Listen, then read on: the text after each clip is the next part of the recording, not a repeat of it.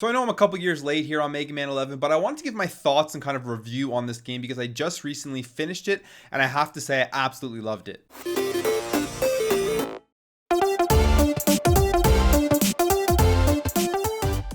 So firstly, if you haven't picked this game up, I believe it's on sale. I picked it up for 20 bucks on Amazon, and that was Canadian dollars. So if you're in the United States, you probably can get it for about 10 to $15 right now if it is still on sale. So if you like Mega Man, I would definitely recommend going to check this out. So Mega Man 11 is the next entry into the Mega Man series, Mega Man 10 being released back in 2010. So fans waited 8 years for Mega Man 11, and what they got was kind of a newly redesigned Mega Man game in terms of the way it looked and some of the systems introduced. So there are two brand new systems that really changed the way that you can play this game. That is the double gear system and the speed gear system.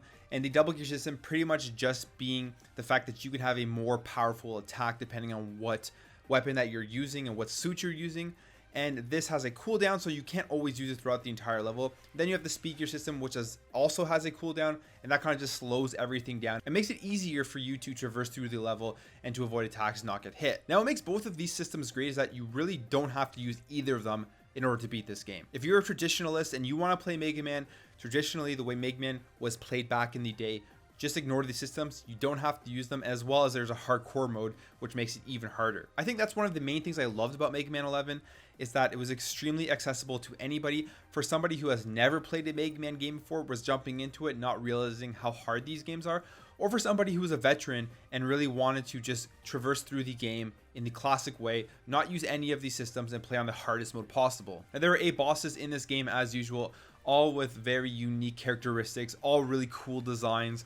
And I liked really every single one of them. Every time you beat a boss, obviously, if you've played Mega Man before, you get a new suit, which gives you a new attack, which makes traversing through the next levels easier than if you just had the regular Mega Man suit. The levels all move up in difficulty as you move through them, and when you get to a certain point in each level, there's a checkpoint so that if you die, you don't have to start all the way from the beginning. But these checkpoints are laid out pretty well that there still is a big consequence for dying and not making it to that checkpoint, because they're far enough apart that you still have to get through a bunch of hard stuff before you hit that checkpoint, before you can feel like, okay, I've gotten to this point now. If I die, I won't go back all the way to the start. Now, the graphics is something of big discussion in this game. They are new, they're different, they're more like cartoony 3D-ish sort of graphics, and I absolutely love them. I thought they were great. I thought it was a great way to bring Mega Man into kind of the current generation of gaming, making it a more updated platformer, not having that old 8-bit retro style. Even though I love the 8-bit style Mega Mans and the 16-bit style Mega Mans, I found that Mega Man 11 being a brand new entry into the numbered series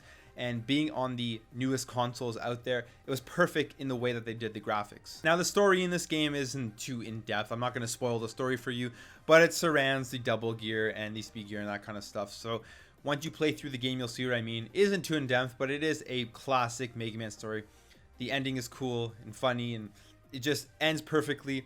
And you want to go back and you kind of want to play more once you finish this game. I think that's the greatest thing about it. Even though you've beaten a level many times, you still have fun going back to play it, knowing that you've memorized exactly where the attacks are coming from, where the enemies are coming from, and you can just get through it so much smoothly compared to when you first tried out the level. My biggest thing with this game that I love the most is that it gives you that sense of this game is extremely hard. So when you beat that level, you feel extremely accomplished, but you never get so discouraged that you just don't want to touch the game anymore. And I think that's perfect right now for where we are in gaming. Like, it's hard enough for people who remember how hard those old Mega Man games were, but it isn't to the extreme where you just don't want to touch the game anymore because you know that you're not going to get past a certain part of the level, and you get that satisfaction once you beat the level. I can honestly say every single time that I finished a level, I beat a boss, I felt great. I felt accomplished, and I think that that is what a lot of games today are missing,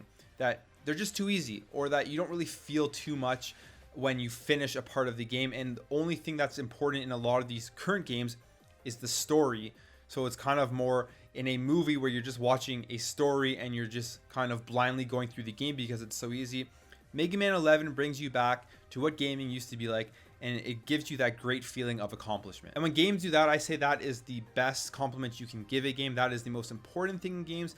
It's fun, and it makes you feel like you've accomplished a task and that you've beaten a challenge. So that's why I think Mega Man 11 is an absolutely amazing game. If you haven't checked out Mega Man 11 yet, you've been waiting, maybe because you don't like the new graphic style, or you don't like the new systems in it, I would definitely give it a shot. I absolutely loved it, and I just wanted to give my quick thoughts on it because I just recently beat it. I know I'm 2 years behind, but I loved it so much that, hey, might as well talk about it. I have a massive back catalog of games to get through, and I'm really finding that I'm kind of going back to playing more and more platformers, old style platformers that were made like they used to be back on the SNES. And when I play those games, I have the most fun I've had in a long time. So I'm going to go back, play a bunch more old school style games. I'll probably make more videos like this with my thoughts, because I'm finding that as we go forward in gaming, when you take a step back and you play these old style games, these platformers that provide you a challenge, it makes you feel accomplished once you've beaten a level. It's the most satisfying experience that I've been having in gaming recently. So let me know what you guys think about this in the comments below. Let me know if you've played Mega Man 11. Let me know what you thought about it. And if you haven't played it, are you going to check it out? Really like to know. If you enjoyed this video, make sure to hit that thumbs up button, subscribe if you're new to this channel, and I'll catch you in the next video.